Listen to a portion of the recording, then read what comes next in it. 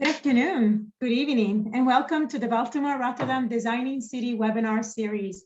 I am Cristina Murphy, and I'm an assistant professor at the School of Architecture and Planning at Morgan State University and an adjunct professor at WAC, Virginia Tech. Today, Tonya Sanders will moderate the talk, which will follow Megan Elcrat and Elina Karanastasi's presentation. Last week, we learned how we can make our dreams come true if we believe it in enough and remain persistent and focused on that goal. We also understood that our job is, in order to be sustainable, is a team job. And we need to touch on expertise, experiences of various types, client and scales. Using storytelling as a common denominator, hence bringing the design process closer to the people who will benefit from the space we design. We acquire also some new concepts such as place attachment, place meaning, and of course, the sense of belonging, places that are truly meaningful to people that live them, and they are truly democratic and inclusive. David, one of our lecturers, even provoked us as designers by saying that designers might not be able to understand the design and the scale of the design they're working for. We might not understand our client. At the end of the day, we need to provide the possibility for everyone to access the city, both physically as well as institutionally, through understanding policies and be able to make decisions, take our work seriously, inclusively, and keep our minds open. From February to April, we will present 9 lectures featuring dynamic discussions among the cities of Rotterdam and Baltimore. Specifically, we will be hearing from designers that are experts in design and policies in that environment. Each week, 2 designers will discuss design topics from social, spatial, and architectural point of view of the cities, Rotterdam and Baltimore.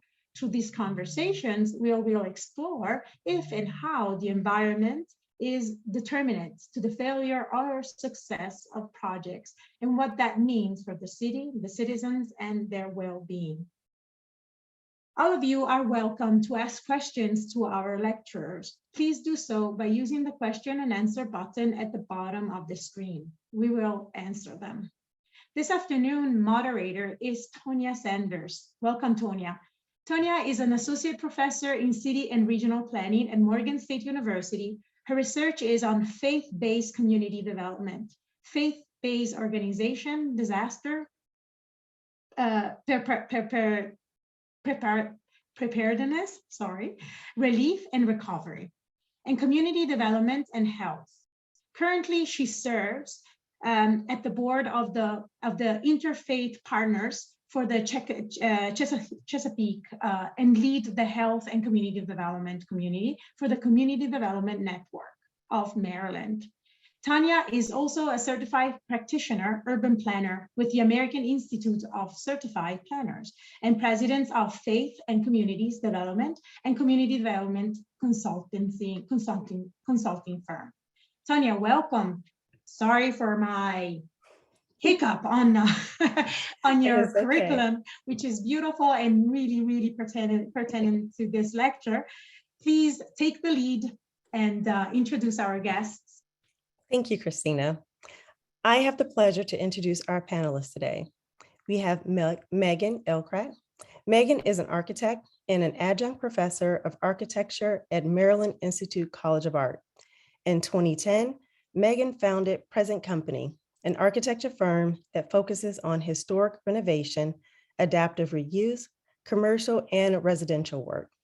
She has also worked as an architect lead developer on small residential and commercial projects in Baltimore City, including Alley Homes on Latrobe Street and the Collab Workspace and Bookstore in the Old Goucher neighborhood of Baltimore. And we also have with us Elina Karanastasi. Elina is an architect and entrepreneur in Rotterdam. She has studied architecture in Greece and the Netherlands. She has taught in Crete and Leuven in Belgium. She has built extensively in Greece and the Netherlands with a focus on housing and prefab wooden sustainable structures. After working for several firms for the design and management of interior, housing, and urban planning projects, she started EX.s Architects in 2008. In addition, she runs EX.s and Building Stones, which are project management, development, and prefab advice firms in the Netherlands. And she is co-founder of the nonprofit makerspace, Makerdam in Rotterdam. Now I will turn it over to Megan.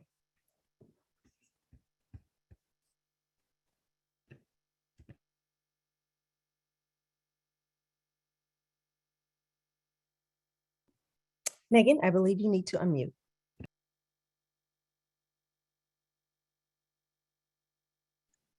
Sorry, everyone. I hit the button. I didn't hit it hard enough. All right. Okay. So there's for being timid. No more of that. Welcome. Hello. I was just thanking everyone for putting this together and for Cristina for inviting me. This is a really awesome opportunity. So just give me a quick nod that you can see my screen, that at least I did that part right. No. Well, we're up to a good start. Okay.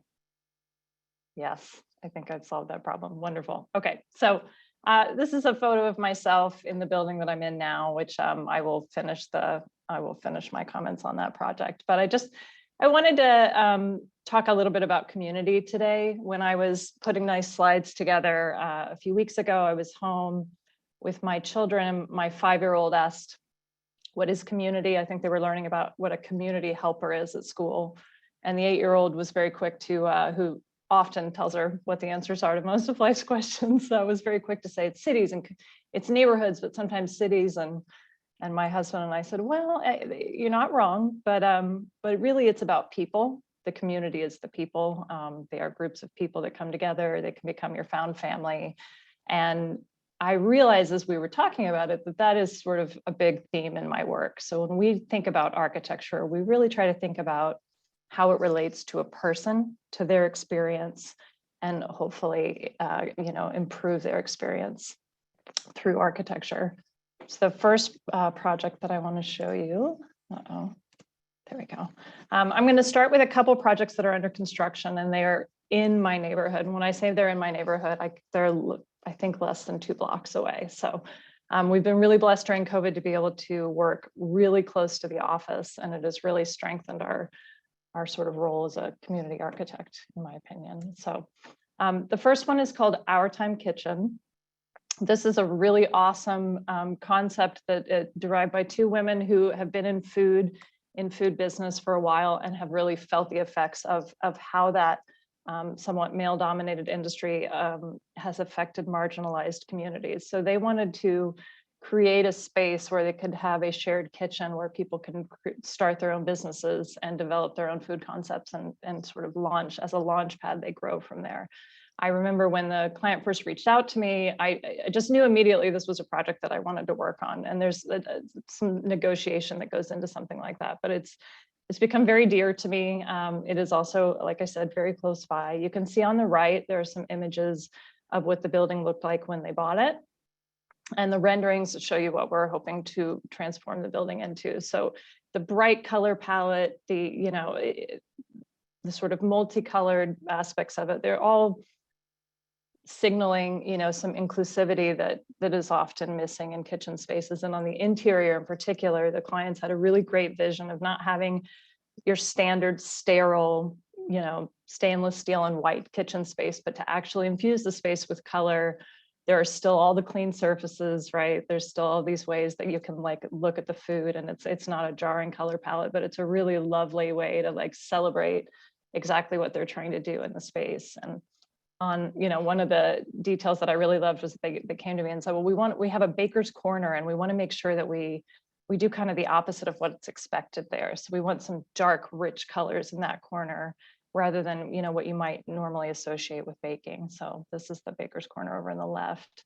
I've included some images of the original building because this is one of my favorite things about the work that we do, is going into these old historic structures and discovering these weird spaces, holes in the ceiling that show you that the roof used to be a totally different shape, or stairs that lead to nowhere. And even the checkered floor pattern just sort of indicated to me that this building kind of wanted to be a food space all along, because that's a very sort of food palette for me. The second project, which is literally across the street, is called the Franciscan Center of Baltimore, and they provide outreach services primarily for people who are currently without homes and other people that are distressed in their daily life.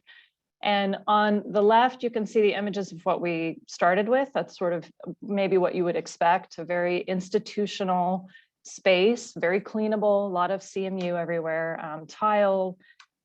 And you know, in an attempt to make that a warmer environment, there are often a lot of these murals that bring in bright colors, but the overall effect, I guess there's not like a good PC way to say it, but it sort of feels sad, you know. So the two things laid over top of each other can be difficult, meaning the bright colors with the harsh institutional finishes. So what we strove to do for this project was to really infuse the palette with a feeling of trust, which would also promote the mission of the Franciscans, which is dignity.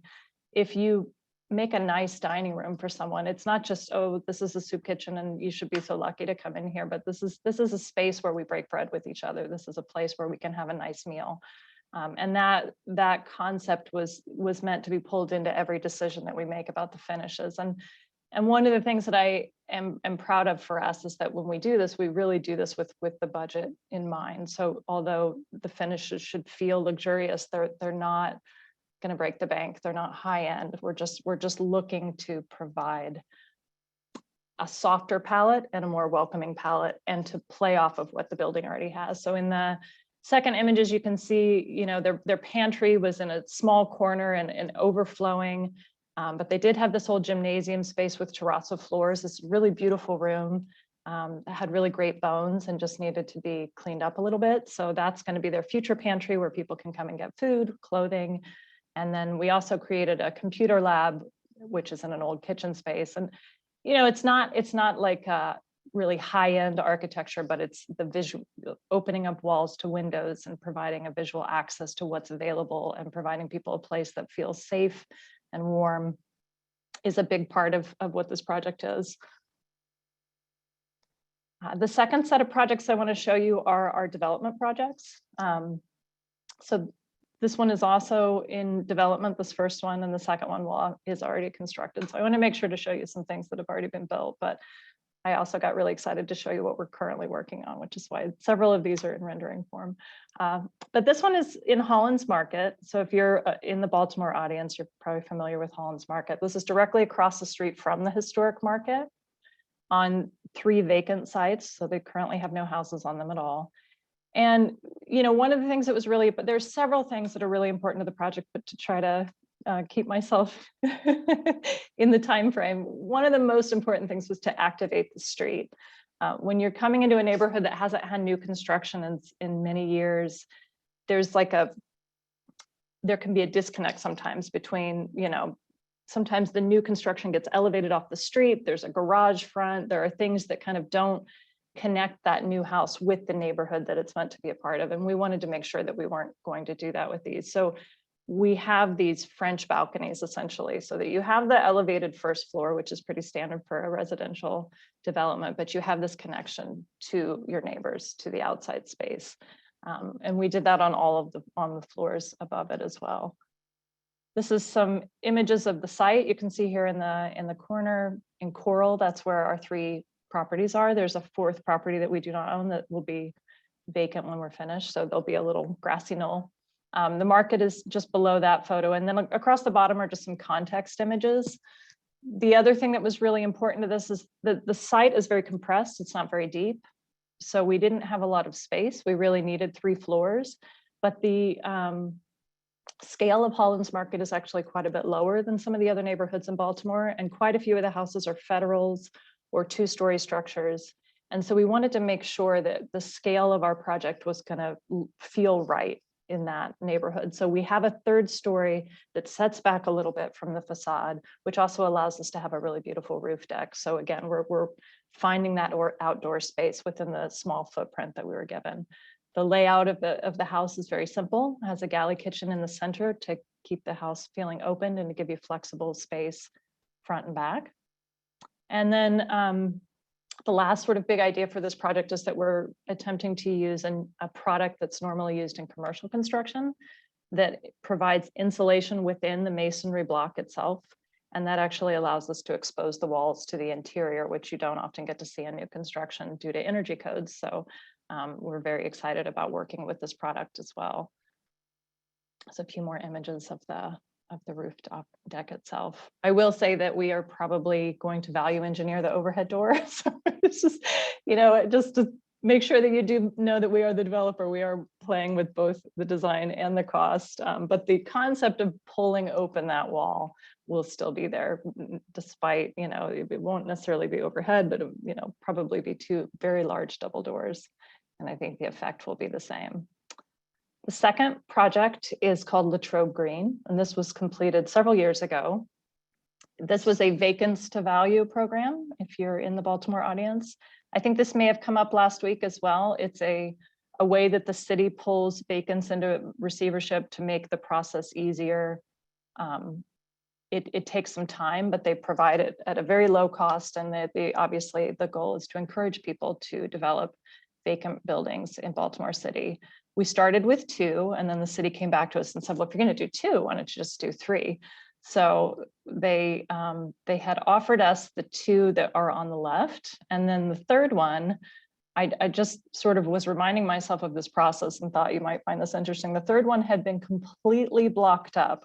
If you can see in that image, the entire door and window are blocked up with masonry. So the only way we could get in was to crawl up a ladder and through the second floor window. So there's the second floor window with the ladder the day I crawled in, and it was very dark. And it feels very interesting to be on the ground floor of a building that has brick masonry in both of the exits. So it's a little bit unsettling. On the left are the other 2 houses, which were much more gutted when we received them. The stairs, however, if you can see the person's head popping up, bisected the house this way, and they were about like that. If you're looking at my screen, they were so steep as to be mostly a ladder. So although I have a lot of respect for historic work, the historic layout of these houses was not great. So we had a very small footprint to work with, about 1,000 square feet total, both floors. And a big challenge, which was to try to make the house feel comfortable, livable, and larger than it really was. Here are a few photos during construction. I just wanted to show you the rear of the house with this huge opening by the time we had to come back in with it. If you can see on the greenhouses, there's a little indentation. I believe historically all of these houses had a bay window in the back, or some kind of protrusion that was then ripped off later and just framed in. In our case, R3, it was framed in very poorly, which is why we ended up having to take out even more wall than we anticipated. And you can see that on the bottom, we're starting to frame things up. I couldn't help myself with the photos of my daughter hiding in this strange nook that occurred in the closet. And one of the things that happens when you're involved in the construction and the development is that a lot of the architecture becomes problem solving. So the studs on the top are literally, a contractor describing to us the way that the building is not straight and how we're going to resolve that. And then the photos on the right and those in the middle were part of a solution to a problem, which was that the houses were very narrow. And in order to get a full-size bathtub, a corridor, and a staircase into the space and fulfill the code requirement of those being 3 feet wide, we built a wall that was, twice we built walls that were effectively very thin. So the first one we built was the steel structure that you see in the middle, which supported the stairs. Because it was steel, it could be much thinner than a framed wall. And the second one was the walls that you see on the right side. That's a standard stud wall, but it has a wood cladding, and basically the tub fit within 2 studs. So the tub actually then occupied the space that's normally part of the wall cavity. And I enjoy little kind of funny solutions like that because they just become part of the house's story. And this is what it looks like completed. 2 of the houses are shown on the upper left side. And then on the rear, something that we like to do in development projects, we provided a Juliet balcony so that they could, if they wanted to, build their own deck on the second floor. It wasn't cost effective for us to do so, but when you provide the doors and they don't have to make any structural changes, it can be very simple for a homeowner to go out and just pay a contractor that builds decks to do so. And I think actually the first home buyer that we sold the house to on the corner had a deck built before the other two houses were even sold. I think it was very fast. The next two projects I want to show you are built, and it's a little bit of a different pivot. These are not in the neighborhood, but these are in Baltimore City. And I wanted to include them because they're both really large spaces. They're very different from each other, but they sort of function in a very similar way. They happen to both be based in alcohol. One is a brewery, one is a winery. But I do find that these spaces bring people together in somewhat of an alternative community. And I've noticed both businesses, particularly since both opened around the time that COVID shut the whole world down, have really become a critical part of their own communities, hosting flea markets, having pop-ups within their space. I went and did yoga the other day at the winery. So they're really like using these large atypical spaces to sort of break the mold of what's expected for a particular category of business. This first one is the Ministry of Brewing, which is an adaptive reuse project. Obviously, the shining star of this project is the historic structure itself, which we're not responsible for. But to be honest, when you're doing historic work, weaving the function of your new user into the space without it feeling jarring is the trick. So if you think we did nothing, then we've done our jobs well. The bathrooms is sort of an example. There used to be two side aisles. The bathrooms are now one side aisle, but the historic doors are swung open, and then you go to the left or the right. So there's some, graphic design to indicate which, that there are two separate spaces. And then the brewing equipment is at the altar, and the bar just sort of slides down one side of it in the bottom right image. The second one in this package is the winery, and again, this is a really, in my opinion, unique space. And that, I think often we think of wineries as winding roads through a vineyard into a really bucolic, lovely little farmhouse with clapboard siding or some such, and then you go in on a sunny day, have some wine, and then have a picnic. This is the Urban Winery. It's in the Union Collective building. And it is truly a collective space. It's not just the makers that are our clients, but they also invite in other winemakers to use their tanks and use their equipment. And I believe they call the system Le Garage. I'll have to, hopefully, my client's not on here, I'll to check and make sure that's right. But it's so Baltimore. It's basically really high-end winery equipment being made in this like rough industrial space. And I love it for that reason. So, we had these two different opposite lighting conditions that we had to design to. It's very bright, functional lighting sort of on the left of the bottom image, and then the soft, warmer lighting on the right of the image for the experience. And it was really fun to figure out how to balance those two things. The last project that I want to show you is the building that I'm in now. It is our sort of everything. It is our commercial development project, our co-working space. We have a small bookstore in the front, and it's the home of our office. This is, I know, don't get jealous. This is how it looked when we bought it. Cubicles for miles. If you look at the right image, the ceiling was low, and then inexplicably they dropped it lower. And I will show you in a bit that there was no real reason for that. The actual structure itself is quite tall. But it felt the way the lower left image feels. It felt dark. There was a single window. That was it. The front door was oak, and it was a very long, dark hallway with not a lot of excitement. It had essentially turned its back to Baltimore. The brick masonry was added later. So it used to have a storefront. And then the owners were very proud to tell me that they had bricked that all in, and then even built a bookshelf behind it to even like sort of further pull themselves away. And that's tough for us because we have not had the capital to restore the storefront. So we've done what we could with our little kind of hidden arched entryway. But one of the things you can do when you own a building is you can, while you're waiting for permits to get approved, but you've already demolished everything, is you can have a party and you can invite artists in, because why not, right? So you can bring people into the space even when it's not quite it's not quite finished yet, basically. And that was we had a really good time with that. There was just a great opportunity to play with the holes in the building and, you know, the walls that we knew would be removed or covered. And this is what it looks like today. It's a pretty simple open plan with 2 pods front and back and a big conference room, which I'm in, that has an overhead door that can allow it to adapt to have larger gatherings so that people can have seminars, workshops, what have you. And the last thing that we did was that we opened our little bookstore in the front of it. And so I just kind of want to end with that, because this is really brings us back to that concept of community. We've been so fortunate to have this little retail space, because again, when you are in charge of something, you can do whatever you want with it. So we brought in, you know, one of our neighbors their space was not quite finished yet. So they did a pop-up in our space and they sold their products here before their, you know, final location was open. We had a friend who had written a book, give a lecture. I even had to get on the news at 4 o'clock in the morning, which was ridiculous, but interesting.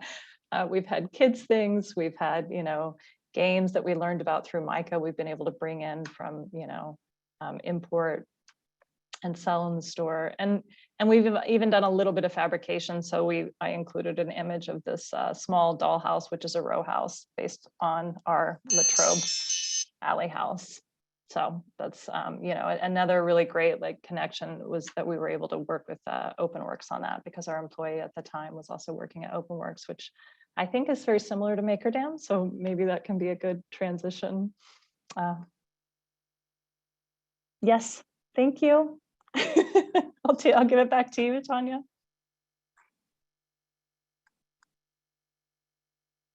All right. And now we will have a presentation from Elina. Hello, everybody. Hi.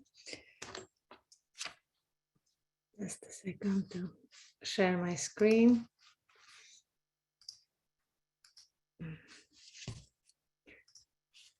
So, yeah, it's very interesting what we heard, and for sure it was a great introduction to Makerdam.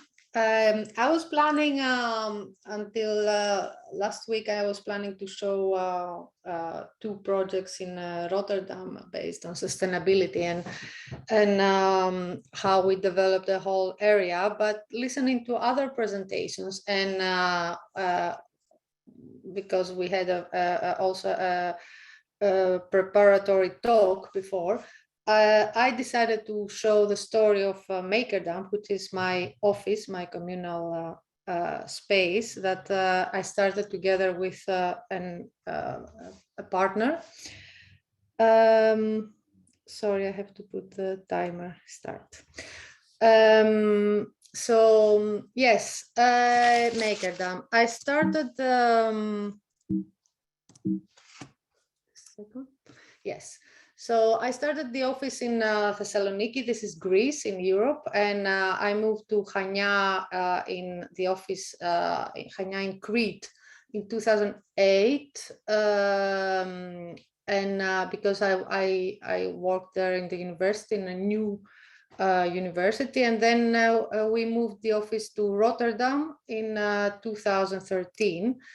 And when we moved the office to Rotterdam, I designed this house based on the idea of prefab elements called deck house. House written like this means house in Dutch. So we played with an English word and a Dutch word. It's the concept is a deck that comes from the front, goes in the house and goes back out to the back of the house. So it kind of penetrates the house and goes out.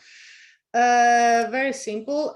We developed a concept. I found a company in Portugal that could fabricate it, and it was all prefab, but not the box house that they knew here of prefab wooden houses. It had some qualities like a lot of natural light from the back and atmospheric light from the front.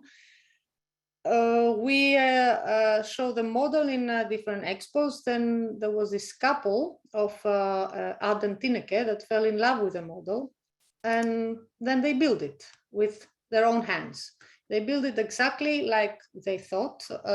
Well, it was not exactly our design, but it was so amazing that they built it in a super fast, and the whole project costed 120,000 euros, which by that time it was half the money they could buy an apartment, and they had a freestanding house as they wanted it.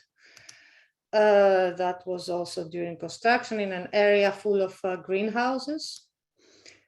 Then Guardian called me, Oliver Wainwright, while I was teaching in Belgium, and they told me, oh, we want to publish it. They published it, published Deck House as a flat pack homes that offer Dutch buyers chance to get on housing ladder, so for cheap houses. And this burst, the second house, burst a demand in Rotterdam.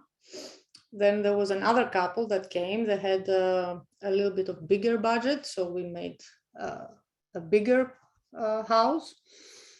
My idea was, you can see on the radar on the top, was to have this box that leans on glass surface. I went all over the Netherlands in all construction companies with wood. They all told me I cannot do this. You need to put columns. I cannot do this cantilever, no way. So I went to Greece. They told me, yes, I can do it. So I made it in Greece. I shipped it here in with a container to the port of Rotterdam. The whole procedure was cheaper and more sustainable because of the transportation of wood. And it was built in 2 days. Then I had my cantilever that I wanted so much. And then we put the whole facade from local materials and also a lot of recycling materials. This is thermo wood, an ecological material, not impregnated. And the people were very happy. They are still very happy. And the idea also that you can take all the parts out and move it to another place or change it was very attractive to them. This sparked a lot of demand on wooden prefabricated houses, and also the facades were from different materials, also bricks. We moved to bricks, we moved to a lot of other materials. We designed more than 110 the last 7 years, and we built 30, I think. We are currently building in 14 locations. And what is very, very interesting is that the clients are involved themselves a lot of times. Like this picture that you can see, this couple there. He left his job and he got employed by the contractor of his house because he thought this will be a cheaper solution for him, and he will be there every day to monitor the process of the house. And they were also featured on the national TV. That's a clip from an episode of national TV. So when all this was happening, first, this is Rotterdam. This is the map of Rotterdam. When I first moved, I rented a desk, like a desk in an office, in the office of EX.s. So I was subrenting a desk and sharing the office of EX.s. Then I moved to, I think, 1.5 desks. Then I moved to 2 desks, and then we could not fit. So we moved to another area, the second, which is called, the street is called Westzeedijk. And then it was a very special building. The building is this one at the bottom on the left. The building used to be the offices of the Dutch offices of, I don't know how it's called in English. It's when people go out of jail and they have to be reintegrated back to society, they go through this office to help them. So this organization moved out and this building was empty. And this architect who is here on the picture with his family, his name is Nana de Rue, and his office, Powerhouse Company, took this building, convinced the city that they can develop it to really beautiful, exceptional houses like the one at the bottom. And then during the development, as Megan said, that you could have parties or while you wait for the permits. What he said is, I'm not going to wait empty for my permit, but I can allow architects and other offices to come here with a low cost, just to save this time of waiting. So we were allowed to be there for 1.5 years. And then I saw the whole process of finding people and how they would meet there and who was interested in these houses. So I saw this whole process, and it was very inspiring to see how you can develop this beautiful property. So when we had to leave, all the other offices were searching for a new office to find, so to rent. And I searched for a big building to make offices and share with other people. So I found this space of 700 square meters in Rotterdam West. It's there at the top. And this was the interior when we first entered. Much bigger, you cannot see in the picture, but the interior was just one big empty, one big space. It belonged to a housing corporation. It used to be offices that people with low income would come to ask for a social house from this housing corporation, and it had desks everywhere that people could speak. Then we had a workshop there, and a lot of local politicians came because it was very important for them where this building, it is only the ground floor, where this will go, in what kind of hands. A lot of people appeared. We had this idea to cut it in smaller spaces to rent it to startups. So a lot of people came, there was a lot of interest, and we tried to puzzle and put all the people that were interested together. There was a yoga school, there were like 3 educational institutions, there was a lot of people who work with children, with care, offices, architects, there were so many. So we started to make a lot of scenarios, and this is we made endless scenarios and square meters and prices, and we started to puzzle, and we were super happy that there was all this interest. And we thought it's a big success, this workshop. And the next day, the politicians came to my office, and they were very unhappy. They were like, it was a failure. And I was shocked because I thought it was a huge success. We had all these people interested in being part of this place. But they were like, no, they found that there was no theme, there was no cohesion, there was nothing too inspiring about it. So then I understood they were right. And then I thought of a Fab Lab while we were discussing. So I stood up from the table, I took a publication that I had in my library. It was a paper that I wrote, I presented in Dublin in a conference. And this paper, to summarize it, was about the vicinity of a Fab Lab to the design studio, to the space you work, and how important it is for the creativity and the community. And the paper was inspired actually by my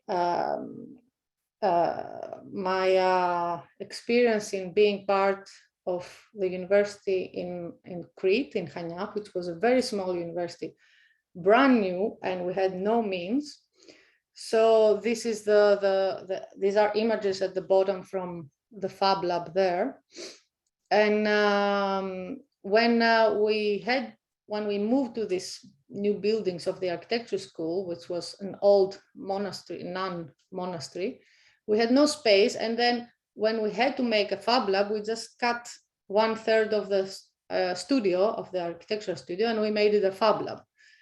So the students back then could just go back and forth from the design studio to the Fab Lab, and of course they had to book, but there were a lot of things that were happening impulsively, and this had a lot of impact on creative ideas, collaborations, exchange. It was an amazing, vital space. Then I moved to Belgium, which was a huge university, very well known in Leuven, and with huge facilities, a lot of money. And the Fab Lab was you had to cross a street. It was in another building of architecture school, so it was far away, and you had to book. Then I noticed that there was the Fab Lab was used mainly as a presentation and as a prototyping, but not so much as experimenting or during the design process. And it was also not sparkling community and collaborations. So then I explained all these, what I'm saying, to the politicians, and then I said, yeah, that's what we can make there. And they were enthusiastic. They said, that's it, that's what we're gonna do. So we support you. They gave us a loan to start, and then Macadam was made. We thought of the name. We call it Macadam because it's in Dutch. It's Makerdam. It's from because it's in Rotterdam or Amsterdam. So we played with the name Makerdam. So the space for makers. And it was the first office and space, first office space and hub in Rotterdam with a shared maker lab. That was the initial plan. We made it with 24 companies. We keep on changing all the time. We used the first money they gave us for a lot of machines, and we made the walls and the doors and all the other parts from recycling from my own projects, from renovation of office buildings, of houses. So we took everything from different constructions and demolitions. We have currently, I think, 32 smaller, because we keep on changing the space according to the needs. There comes a ceramist that needs water, so he has to be there. So according to the renters, we keep on changing the space. And that's some views of spaces now. So we have architects, we have electronic engineers, we have a very famous body painter who, we have furniture makers, and one musical instrument maker, fashion design, costume making. We have also a very interesting team of activists that go on the street with big inflatable structures, and they fill in the whole space when they have to do it. And Makerdam is alive and kicking, passed through Corona and a lot of a crisis, and a lot of spaces in the west of Rotterdam closed, unfortunately. A lot of commercial spaces. Makerdam is doing great, and that's because mainly we kept always the community strong, always the prices are, it's a non-profit. And we never also, we focused on the community. So the Fab Lab, for example, is only for the offices of Rotterdam. It's not a Fab Lab open to, that you can read by per hour. And it's also not a social space. It's really pure commercial. So we do prototyping and people ship all over the world their products. And so it's a vital space. It's a community, but it's also, it's really commercial. And this is my last slide. I want to end. This is the base of a desk I just made last weekend for fun in Rotterdam. It's made out of samples of bricks that I have, because for every project we gather hundreds of samples, and then some remain, some we throw away. And it's I just made it because I remember always when I go to constructions that the masonry men, they told me, no, this cannot be done, no, this, and I always take things and I make it myself and I show them, yeah, this is how it is. So, and I wanted to end with this, because I don't know how many students see us, how many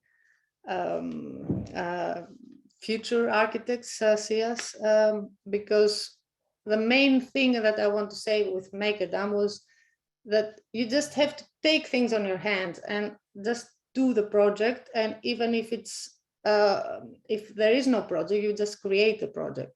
So we made I made, I think, resilient by staying small. Very important decision to be hands-on. I focused on local projects. That was very also a really very conscious decision. I learned to say no to projects, also very important, where to give your time, and very hard also, because you have to say no sometimes to very, very interesting projects. And also my way was until now was with a lot of recycling of materials, recycling of ideas, taking one idea from one country to move it to the other country, and recycling, and I would say upcycling. So that's it. Thank you. Thank you so very much, Elina. These were wonderful presentations, and I have the pleasure of leading us in our discussion. And so we will begin our discussion with a little bit of a background question. So if you all could tell us a little bit about how you started your career in architecture and design. So was there something that like inspired you and you decided this is what I want to devote my career to? Or was it more kind of like the opposite? Maybe you were constantly seeing poor design and you just wanted to fix it. You want to go first, Elina? Yes, please. Yeah, I suppose in a way it was more similar to the latter, but it wasn't that I saw bad design and I wanted to fix it. I was actually just feeling some frustration at work in a situation where I happened to be, the structure of the firm I was at, the concept was that we needed to do right by the client. The client said, do this, and this is what we need to do. And I was missing that moment where you pull your expertise into a conversation and you behave the way I felt an architect should behave, which is to, you know, sort of protect the building, protect the built environment, the experience, the end user, and have a respectful conversation about all these different roles. Instead, I found that a lot of people were making excuses. Oh, they didn't have enough money to do it the way I wanted, so this is what it looked like, or they didn't want to put the door there, so we have two doors here. You know, I was, I guess, looking for more managerial control, as it turned out, even though at the time I was surprised by myself. At the time, I thought, a year before that, I thought I would never want to own my own firm. And then suddenly I found myself feeling like that was literally the only solution. All right. Elina? Yes, for me, almost the same, but it was not so much frustration. It was more, I was feeling at one point working a lot of years for firms. I did a lot of interior and commercial, like hotels and restaurants, and a lot of shops in Greece for other companies. And I was feeling a lot of the vain, everything is so vain, like we would enter and renovate something that was renovated two years ago. And so I wanted to do something more meaningful with my life. I was feeling like, okay, yeah, I want to have to feel like I have meaning, and not it's vain only about the design. And with designing houses, I found it, I'm very, very fulfilled because I feel the happiness in people that I bring to people. Perhaps it's also vain, perhaps it's just stones and wood and it's gonna go away, but the happiness I bring to people, and then they ask me for dinner, or they keep on sending me messages, and it's like it's their home. So I found that this feels, I don't know, that it's more that it has more meaning. I don't know. Awesome. No, thank you. Both of you have told us about and shown us many different projects. Can you tell us about a project where you felt it exceeded all of your expectations, and what helped to bring about that outcome? I guess I'll just keep going in this order. I actually think most of the projects that I showed you exceeded my expectations, and not that they turned out differently than I anticipated, but the relationships that I developed with the people on the other side of it maintained and grew and continued to really flourish. And that's always just really gratifying and somewhat surprising. It just feels really good to have a project like continue to have a client and their space continue to be kind of your world even after this construction set has been delivered. Awesome. Yeah, with me, there were some, I think the pattern that I see, it's older clients. When we have older in age clients, the project goes so smooth most of the time. And that's because the people that have built before, they know the process, they know what to expect. They're more familiar, and the communication is smoother, is better. It takes less energy, and then of course this reflects to the result.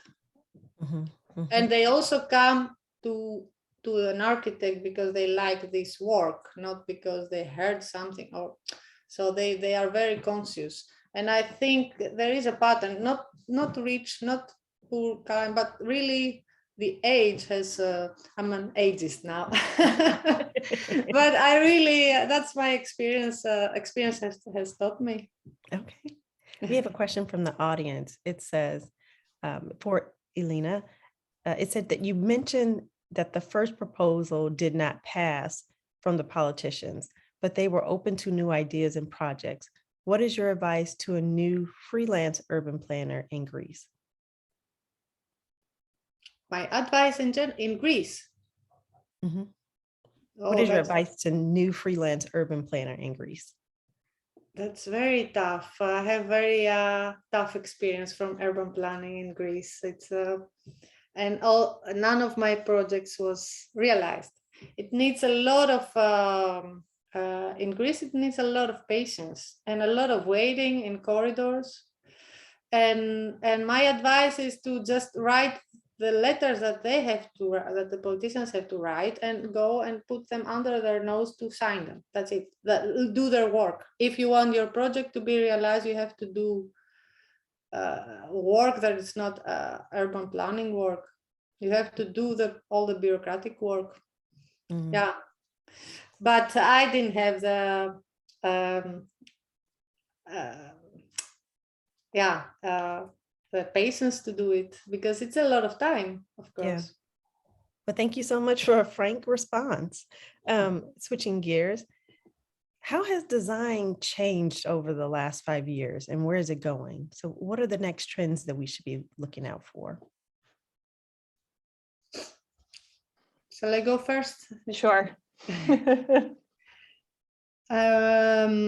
Yes. Well, the process of design is a lot, has changed, at least in Rotterdam. I mean, when I started, we had drawing tables, and we moved to computers, and now most of the offices have a big empty space with VR glasses on for the clients. So I think this will play a role. I'm not an expert on this, but it will play a role because it takes out the dream.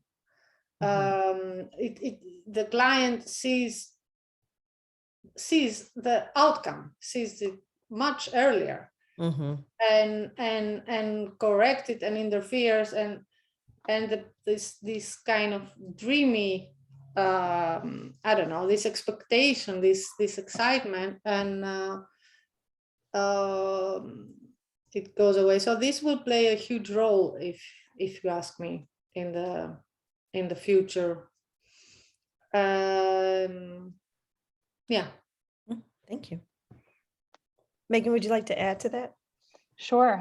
Although it's a great answer. I think that stuff is really, it's really cool, because I have had clients say to me that it looks like the rendering, or, the managing of expectations can be so much better when you have the tools to really help people visualize things three-dimensionally, which used to be a little bit more challenging. I think, people are starting to play different roles. So if we play role of developer, you may have a developer playing the role of construction manager. People are starting to understand the perspective of the other people at the table. And I think, I don't know if that's a trend or if that's something that I'm seeing, at a local level, but that really helps you understand where someone else is coming from and what their decision-making process is. And hopefully we'll end up in, drawing sets used to be like 10 pages. Now they're like 100 for a similarly sized building. So as the technology increases, our complexity of delivery increases. It doesn't do the sort of promised thing, which is to reduce our workload. The architecture is expected to turn around faster and better. And I'm hoping, this is more aspirational than trend watching, but I'm hoping that as architects become developer and developer becomes designer, as we put these different hats on, that we can get back to this level of trust that allows the drawings to communicate what is necessary while leaving some of the details to the field or to conversations. So some of this, I think, I find that I sound like a grumpy old person when I read magazines like Metropolis or something, even though I subscribe to them and I love them for many reasons. But when I read things about trends and this is the next thing and this is the next thing, it feels too global for me, and it feels like it panders too much to a very specific niche kind of designer audience. And so I think sometimes it's better to just focus on like what you can do individually with your as a small firm with small clients. You can really break the mold of what's possible and how you achieve a project. So you can draw together, you can invite a client over and you can just show them Revit. You don't have to print out presentations and do everything in a formal way. And that's client specific, but I feel like that is also in a way a trend of other colleagues of mine is just kind of pulling the architecture off the shelf. Yeah, thank you. Yeah.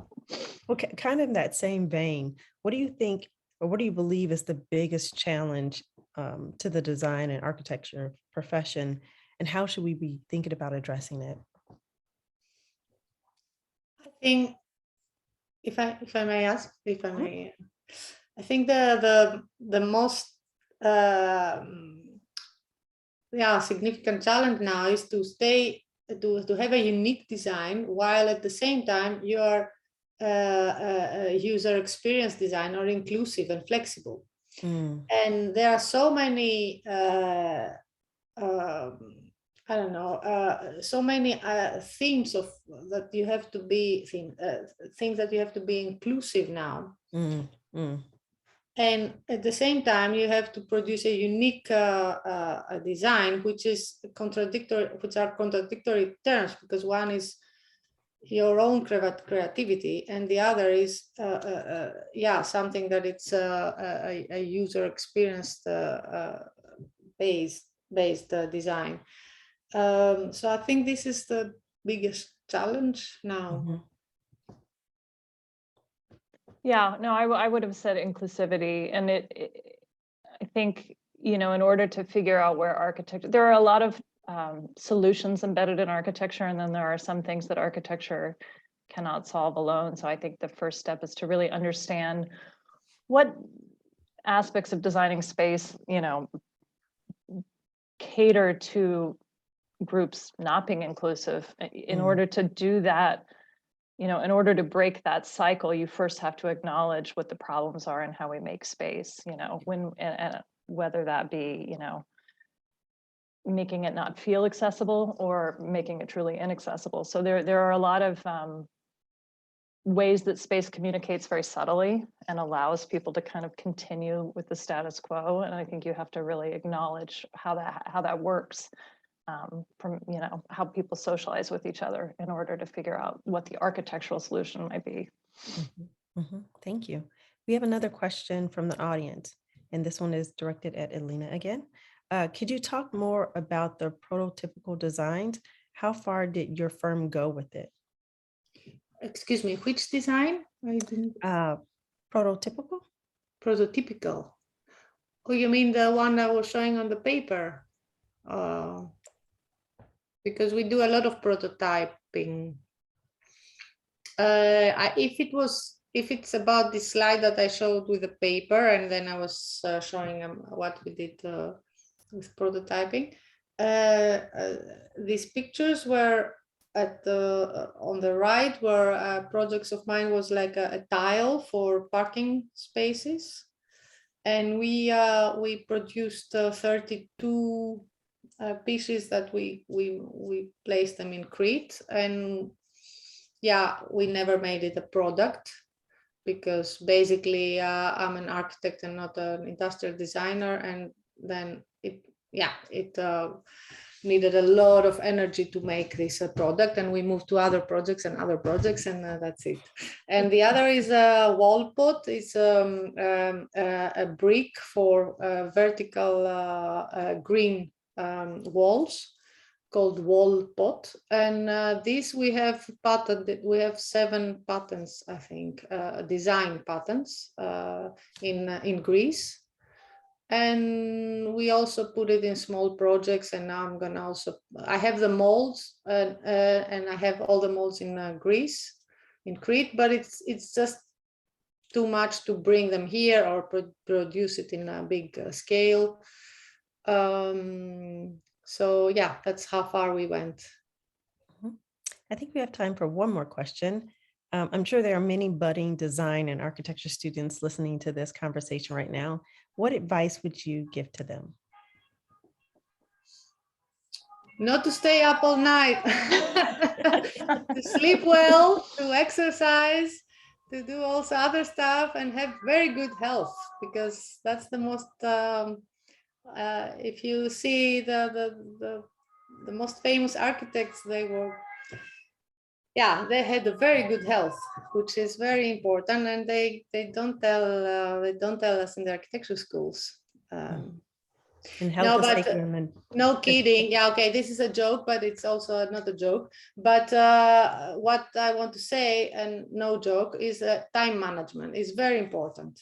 To learn a good time management, to give, to produce in the time that it's given to you, and to produce the best result in the time, and then have take also distance to breathe, to have ideas, to think of your future, to think of your decisions. It's very important. Thank you. Megan, would you like to add? Sure. I was going to say to learn not to make assumptions. I think a lot of architecture starts with the assumptive, this is what this type of building should look like, and then builds from there. And I think when we take a step back and realize that we can, obviously a building has to stand, some space needs to be internal, some space can be external, but there are a lot of assumptions that are embedded in different prototypes of architecture that there's a lot of pushback on. So I think even, students, being a teacher, it's really interesting because when you have really young students, if you give them like a housing project, then they'll show you, houses that look just like the houses they maybe grew up in or that they grew up around. And so that's the first kind of fun assumption that you can push against, like, what does it mean to be a house? But I think even in terms of understanding what later in life, what a client will bring to you, I think the best value you can bring someone as a designer, again, is to use your expertise to understand what they're asking you for. So they may say, I need a kitchen here, I need a bathroom here, and I need a bedroom here. But what they're saying is, I need space for this many people. These are the people that live in our home, and this is how we want to use it. And you take that and you sort of go from there. So you have to read between the lines, I guess, is the other bit of advice. And I think you can do that with a project prompt in school as well.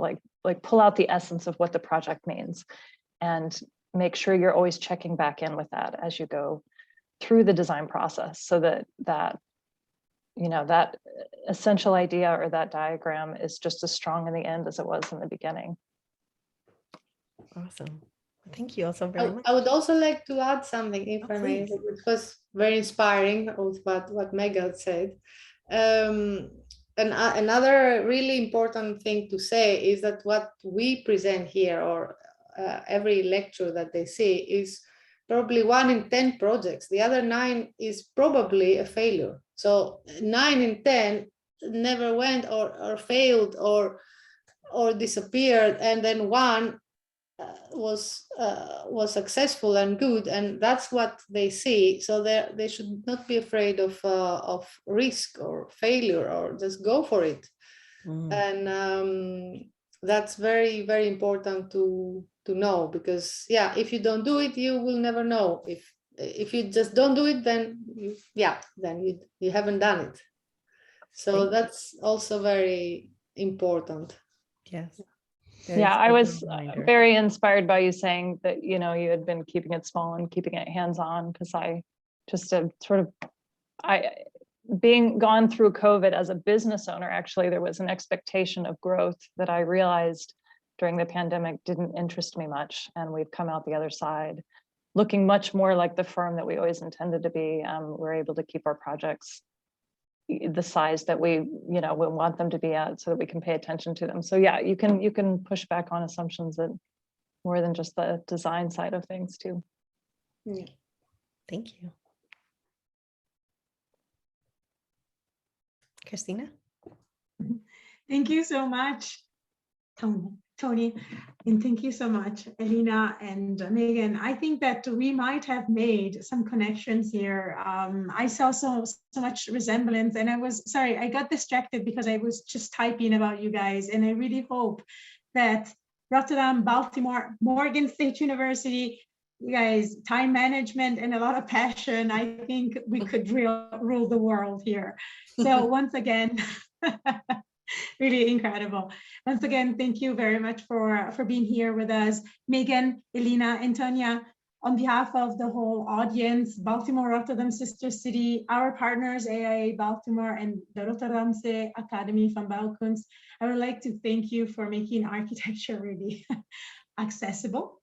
Reminding us that making architecture is about problem solving, and the one moment when everything meets and we can solve that big puzzle that we had. Both really thank you for your hands-on approach while maintaining the focus on the environment and making architecture soft and warm. Thank you, Megan, for that. Audience, please know that you can revisit today's session on YouTube by following the Baltimore Rotterdam Sister City YouTube channel. When available, an email will arrive to you if you registered on the Eventbrite, of course. Again, thank you for being with us, and I really sincerely hope that you are going to welcome Paul Riley and Utku Akubulut, Marshall Craft Associate, and Durzan Durpo Strikers, moderated by Matteo Vittoni from Barcode next week, Tuesday, at the same time and location. Please follow us in social media and Eventbrite, and I really hope to see you again. Thank you again Tonya, Megan, and Elina for being with us today. Thank you. Thank you very much. Thank you. Bye-bye.